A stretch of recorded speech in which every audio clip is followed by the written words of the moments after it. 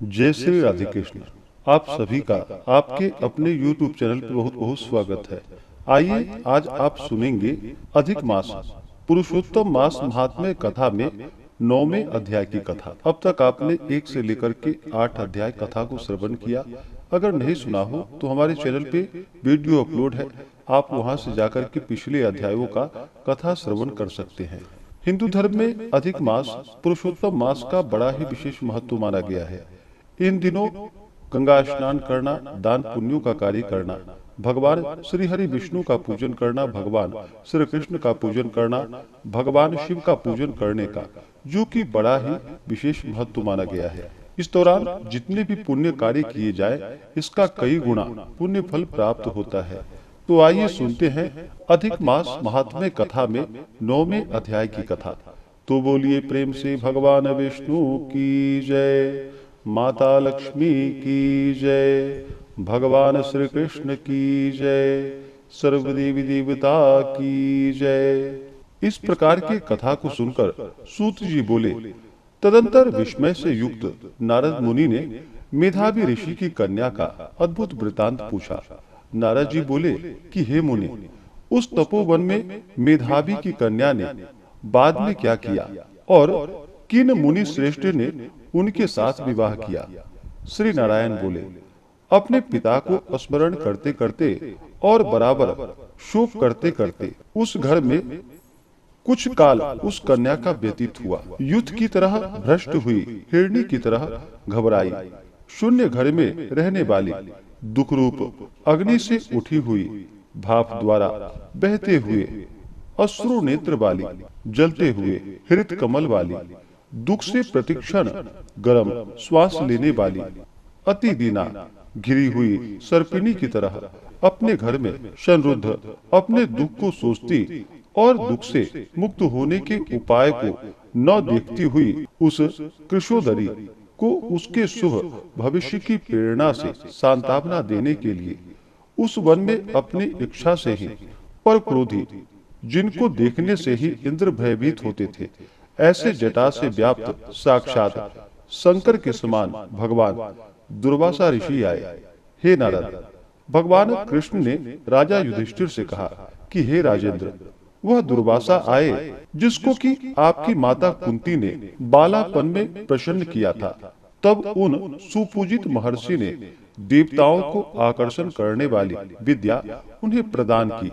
और हे भूपाल, जिन्होंने सब देवताओं से नमस्कार किए जाने वाले मुझको भी रुक्मिणी के साथ रथ में बैलों की जगह जोता, दुर्वासा को बैठाकर रथ खींचते हुए जब हम दोनों मार्ग चलने लगे, तब चलते चलते मार्ग में अति तीव्र प्यास से तालु सूख गए थे और ओठ जिस रुक्मिणी के ऐसी जल चाहने वाली रुक्मिणी ने जब मुझे सूचित किया, तब कंधे पर रथ की जोत को रखते हुए चलते चलते ही पांव के अग्रभाग से पृथ्वी को दबाकर रुक्मिणी के प्रेम से वशीभूत मैंने भोगवती नाम की नदी को उत्पन्न किया।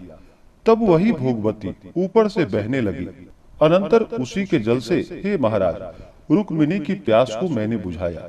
इस प्रकार रुक्मिणी की प्यास का बुझना देख उसी क्षण अग्नि की तरह दुर्वासा क्रोध से जलने लगे और प्रलय की अग्नि के समान उठकर दुर्वासा ने श्राप दिया। बोला, बड़ा आश्चर्य है हे कृष्ण, रुक्मिणी तुमको सदा अत्यंत प्रिय है, अतः स्त्री के प्रेम से युक्त तुमने मेरी अवज्ञा कर अपना महत्व दिखलाते हुए इस प्रकार से उसे पानी पिलाया, अतः तुम दोनों का वियोग होगा। इस प्रकार उन्होंने श्राप दे दिया था।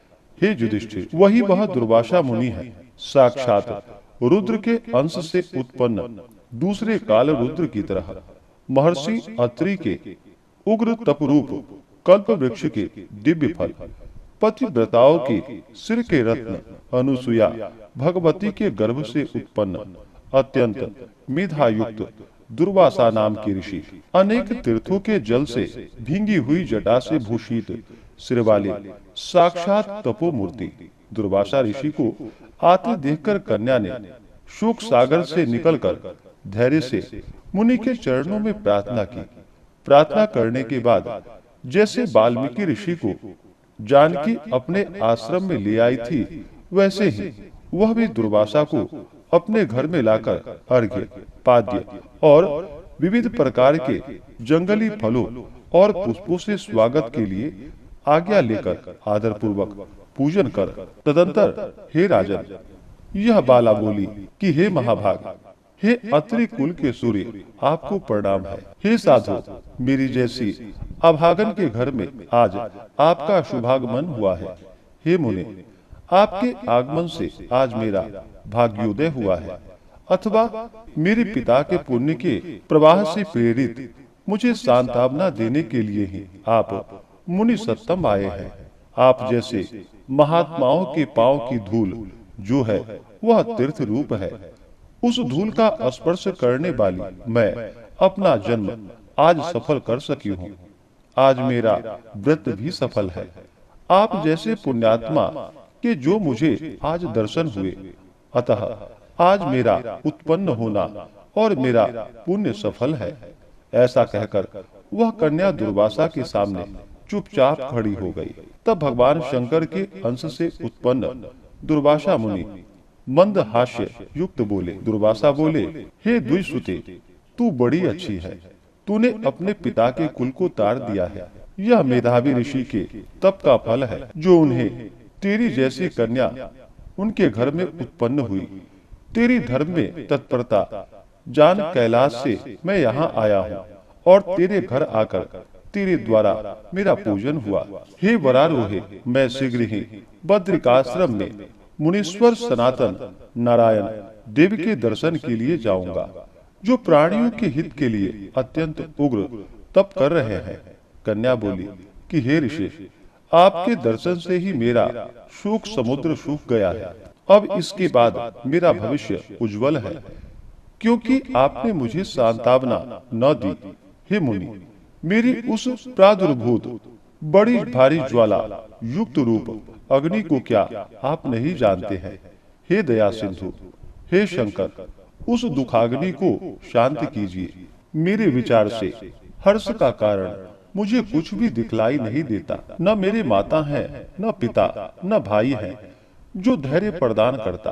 अतः दुख समुद्र से पीड़ित मैं कैसे जीवित रह सकती हूँ? जिस जिस दिशा में मैं देखती हूँ वह दिशा मुझे शून्य ही प्रतीत होती है। इसलिए हे तपोनिधि, मेरे दुख का निस्तार आप शीघ्र करें। मेरे साथ विवाह करने के लिए कोई भी नहीं तैयार होता है। इस समय मेरा विवाह न हुआ तो मैं फिर वृषली शूद्रा हो जाऊंगी। यह मुझे बड़ा भय है। इसी भय से न मुझे निद्रा आती है और न भोजन में मेरी रुचि होती है। हे ब्राह्मण, अब मैं शीघ्र ही मरने वाली हूँ, यह मेरा इस समय निश्चय है। ऐसा कहकर आंसू बहाती हुई कन्या दुर्वासा ऋषि के सामने चुप हो गई। तब दुर्वासा ऋषि कन्या का दुख दूर करने का उपाय सोचने लगे। श्री नारायण बोले, इस प्रकार मुनि कन्या के वचन सुनकर और इसका अभिप्राय समझकर बड़े क्रोधी मुनिराज दुर्वासा ने उस कन्या का कुछ हित विचार पूर्ण कृपा से उसे देखकर सारभूत उपाय बतलाया। इस प्रकार से श्री बृहन्नारदीय पुरुषोत्तम मास महात्म्य कथा में 9वें अध्याय की कथा पूर्ण हुई। तो बोलिए प्रेम से भगवान विष्णु की जय, माता लक्ष्मी की जय, श्री राधा कृष्ण की जय, पुरुषोत्तम भगवान की जय, सर्वदेवी देवता की जय। तो आशा करता हूँ कि यह कथा आपको अच्छा लगा हो। इसके आगे की कथा जो कि आप अगले अध्याय में सुनेंगे। इसी प्रकार से ज्ञानवर्धक जानकारियां प्राप्त करते रहने के लिए, कथा पूजन विधि आदि के बारे में जानकारियां प्राप्ति के लिए हमारे चैनल पे अगर आप नए हैं तो चैनल को लाल बटन दबा करके सब्सक्राइब करें, साथ में बेल आइकन घंटी को दबाएं ताकि मेरे वीडियो का नोटिफिकेशन आपको समय से मिलता रहे। वीडियो को लाइक करें, शेयर करें। सुखी रहें और स्वस्थ रहें। जय श्री राधे कृष्ण। धन्यवाद।